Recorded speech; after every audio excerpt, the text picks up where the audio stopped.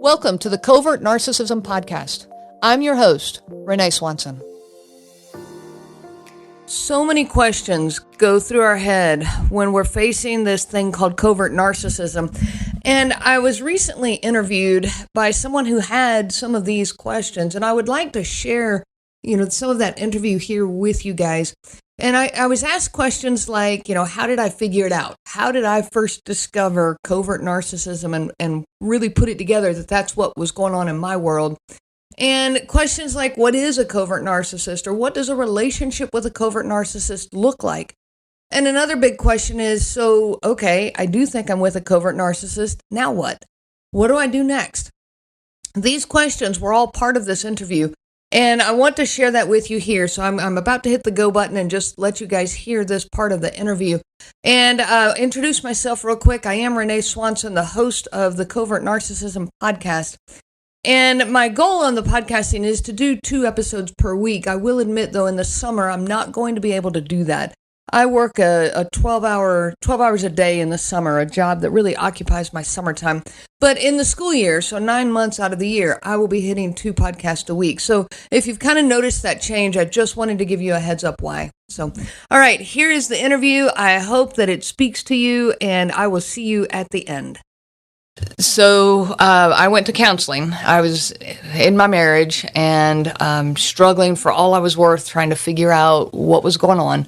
Finally, a friend convinced me to go see a therapist. I went to a therapist. I was in his office for about 5 minutes, starting to explain what was going on. And he said, "Have you heard the word narcissist?"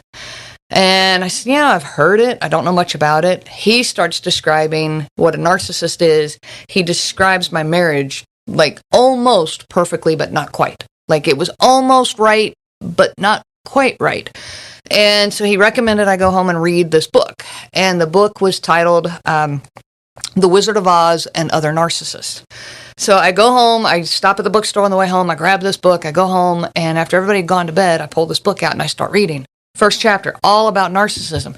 And again, it's not quite right. It's almost like the descriptions. I'm like, yes, this is exactly how he feels. This is how he talks. But something was missing. Chapter 2 was on covert narcissism.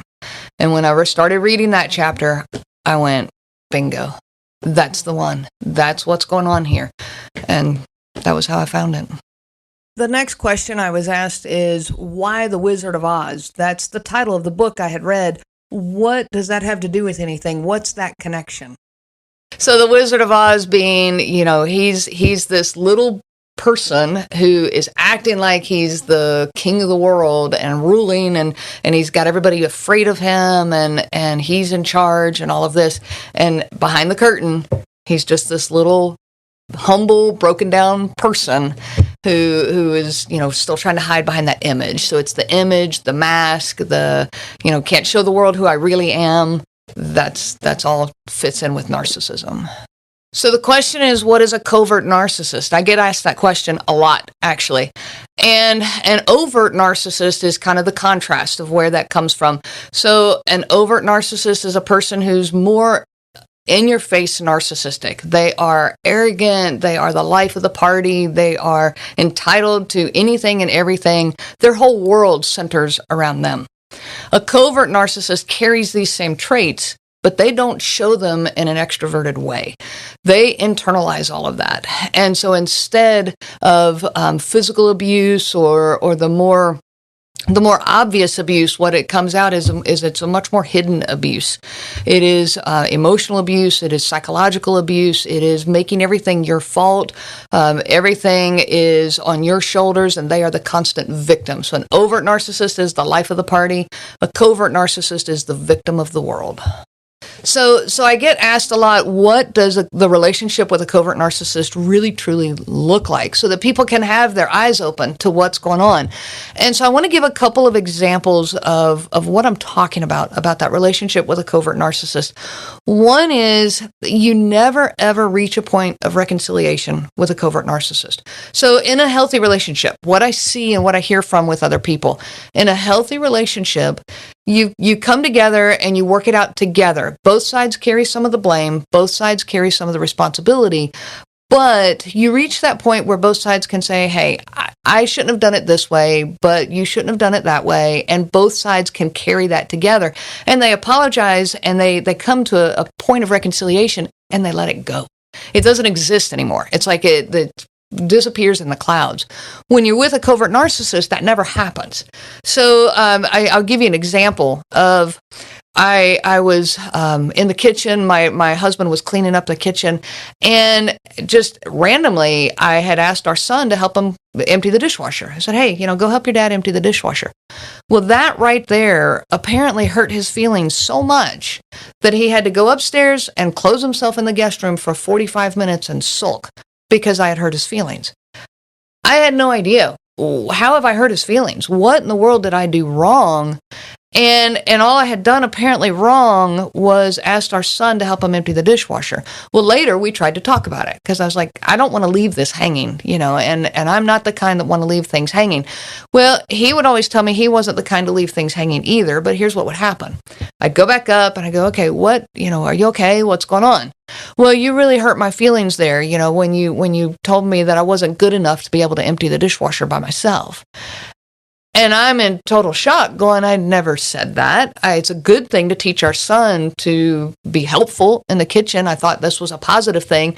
And in his eyes, he's seeing it as, yeah, but you really hurt me. You made me feel like I was worthless and that I can't do anything in the kitchen. And you've done that before. Remember that time? And all this past starts coming up. Remember that time when, you didn't want me to help with this or that? And it's random things that are all just situational, but they keep tally in their mind. And so that all comes roaring back. And so not only did you apologize for it 5 years ago, you apologize again. 6 months later, you apologize again. 4 months later, you apologize. Every time this loops back around, you're apologizing for everything all over again. And you end up in this circular conversation. It started with me saying, isn't it a good thing that our son helps in the kitchen? And the next thing I know, I'm apologizing because I didn't wash the windows 3 years ago on a stormy day. Everything just loops around and around and around. And they call them circular conversations. I call them circular conversations from hell. They are horrible, and it is the most lonely place on the face of this earth. It's a conversation you cannot get out of. You don't know which end is up. You're being thrown things. Things are being thrown at you that, yeah, maybe I did do that. There might be just enough truth to make me feel bad about it. And so now I'm apologizing, and once you apologize, then the floodgates open. Well, then you got to apologize for this and this and this and this and this. And it's this ongoing thing hours into the night. And it's a nightmare. Another example, I had gotten home from work and I parked in the garage and his car was scooted really close to mine. And I'm trying to squeeze between the driver's door and my driver's door and his driver's door to get out of my van. And he happened to walk into the garage right at that time from the house. And when he did, I'm like squished between the two mirrors right at that moment. And I said, hey, honey, can you scoot your car over a little bit? Well, that's all it took. Right then and there, he stormed back into the house, slammed the door, went out in the backyard and stomped around in the backyard for 10 or 15 minutes because I had hurt his feelings so much. So when you're with a covert narcissist, one of the things I say is you never know what's going to set them off. I could have said that and he could have said, oh, yeah, you're right, and scooted it over. Half the time, that's the reaction I would get. But the other half of the time, I get this big blow-up reaction. So you never know. So you never feel safe. You never feel like, even to ask him, hey, can you take the trash out? You never know whether that's going to be an okay question or not. So you reach a point where you just don't ask him for any help. You don't ask him for anything because it's just not worth it. You do it all yourself. So now what?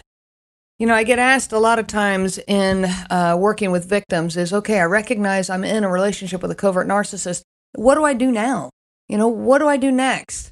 And so I'm going to give you my answer from that interview here. And it is something also that we are going to talk about so much more. So at the end of this episode, I'm going to preview some stuff that is coming up. So stick around and I'll see you then. So after discovering that you're dealing with a narcissist, you get completely overwhelmed in what do I do now? How do I fix this? You're so relieved to finally have a name on it. Any victim I've ever talked to, when they finally recognize they're not alone, because somebody's written books about it. So clearly this exists. So you don't feel so isolated. You don't feel so alone, but you do feel incredibly overwhelmed because what do I do now? So there's different scenarios, of course, whether you have kids, whether you don't have kids, if your kids are older, if they're younger, are you financially stable, independently financially stable? There's so many factors involved. And when you're dealing with a covert narcissist, you're typically not in physical danger. So it's not the situation where you've got women who are running for their lives in the middle of the night, grabbing their kids and running for their safety. That is totally different. Anybody living in physical abuse, the threat of physical abuse, get out. That is a totally different story. With a covert narcissist, though, you've got more time to kind of think through what is the best path. In order to get to where you can do that, though, you've got to start a healing journey. You can't get to where the point where you're ready to comfortably walk away if you haven't started some of that healing inside you. So recognizing the damage, my first goal was to identify it. Why am I feeling the way I'm feeling? What's going on a daily basis in my life that has these thoughts going through my head? And then getting a hold of those thoughts. So working with a therapist, a life coach, any of those are great options. Read. There's so much information out there. Read the blogs and watch the videos, listen to the podcast, all of that to gain more knowledge so that you can have more tools in your toolbox. And then take the steps of getting financially independent, start a path. For me, I opened a martial arts school and was able to start that path of getting financially independent. Identify where you are with your kids. Where's their life in all of this? How will it be affected? And so you've got a lot of decisions to make, but you make them one day at a time. You don't have to answer for 10 years down the road today. You don't have to decide. My relief for me was I didn't have to decide today whether I was leaving my marriage or not. That question, just put it aside. I don't have to answer that yet. I can just decide what I need to do today. What is my next right step? Maybe it's counseling. Maybe it's time with my children. Maybe it's independent time for me to go self-heal. Take whatever is the next right step and do it one step at a time.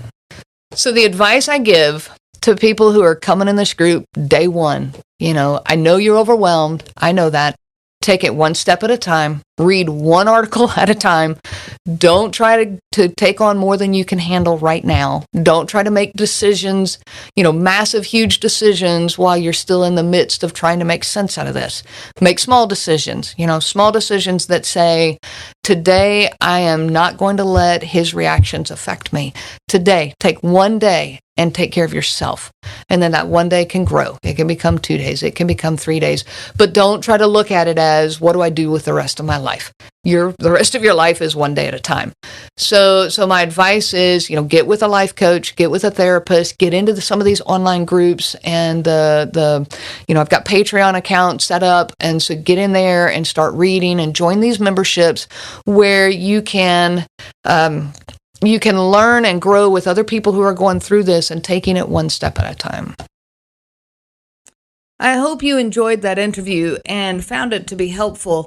I planned this fall, I'll be bringing in some guests onto this podcast where I can interview them or they can interview me, and we can start some more conversation scenarios. So just know that is coming, and I'm super excited about it. So the last question that I get asked a lot and got asked in that interview is, where can I find you?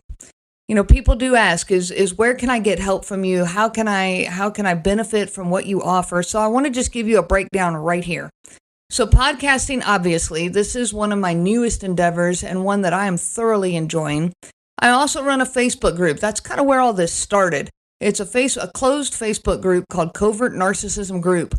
We've got over 51,000 people in that group, and these are victims of covert narcissism, victims also of narcissism, trying to understand covert narcissism. So come on in and find that group if that fits for you and something that you need. I also have a Facebook group for divorcing a covert narcissist if you are in that process. I've also got a Facebook group called Parenting with a Toxic Partner. And this is specific for parenting. If you are living that nightmare of trying to parent with a covert narcissist, please go find that group. You can look me up on my website. I've got a website at www.covertnarcissism.com. On that website, you can join the email list. That's probably the best way to get access to all of our information is through our email list. I also have a Patreon account. If you're familiar with that app, this is an account where you can get worksheets, you can get some like blog posts, you can get access to all my podcasts and YouTube videos. All of that is kind of in one place on Patreon. So that's kind of just a general overview of where all I am and what all I have out there. I also have a brand new group coaching session that is coming. Not brand new, I've done these before, but a new one that's about to start. We're looking to start this at the beginning of August. So if you are interested, please reach out to me. You can send me an email at Renee, RENEE, at covertnarcissism.com. That email will come directly to me, and I can get you set up on our group coaching session. We do these through Zoom, and very healing, very helpful. It's a support group that then is there for you. We're a place where you are safe to open up about what's going on, and I'm safe to ask your questions and to find the answers and support you are looking for. So I hope that wraps it up for today, but I hope that you found this all helpful, and I wish you so much peace on your journey of healing. You have been listening to the Covert Narcissism Podcast with your host, Renee Swanson. Be sure to check out our website at www.covertnarcissism.com. There you will find many resources just for you to help you on this journey. You can also reach out to me by email at Renee, RENEE, at cnglifecoaching.com. Those letters are CNG, as in Covert Narcissism Group. I do look forward to hearing from you. I wish you so much peace on your journey of healing.